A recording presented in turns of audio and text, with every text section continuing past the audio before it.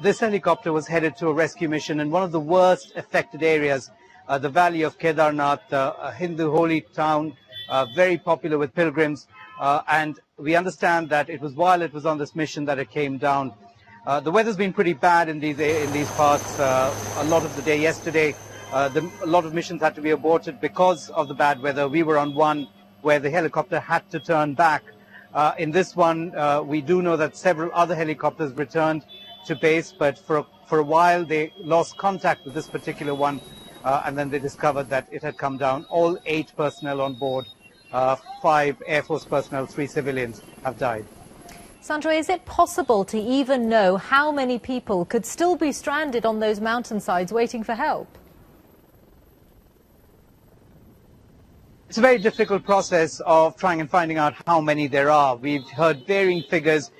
We do understand that at least 6,000 people are still stranded, 5,000 in an area near Badrinath, which is another Hindu temple town, about 1,000 elsewhere.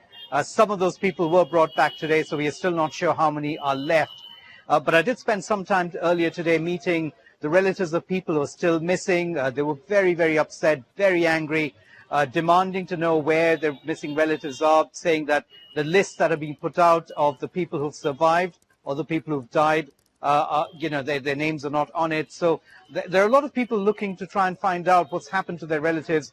But the terrain is so difficult. We heard today that there are bodies buried under the mud. They might have to bring in Navy divers and other specialized equipment to try and locate bodies. So I'm afraid it's going to be some time before we get a sense of how many people have been killed and how many people are still missing, waiting to be rescued.